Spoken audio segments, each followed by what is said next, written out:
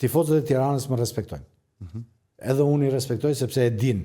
Sigurisht që sepse ata duan ta ndigjojnë, janë pak më të tmerrshëm se sa ne Partizani, sa tifozët e Partizanit. Pa diskutim ata duan ta ndigjojnë. Babi ka filluar me Qykur, ka filluar i vogël, ka filluar me Tiranën. Po ka qenë puna e Tiranës. Flasim siç ka qenë historiku.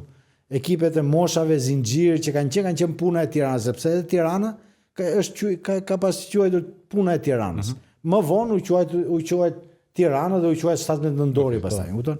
Kështu që babi ka filluar dhe ata duan ta ndigjojnë që Partizani i ka vjedhur një lojtar nga më të mirë të Tiranës, por ashtu ishte koha. Pa diskutim që babi ka filluar ke puna e Tiranës dhe kur erdhi koha pasaj për ushtar, sigurisht që erdhi ke një ekip që ishte i ushtrisë.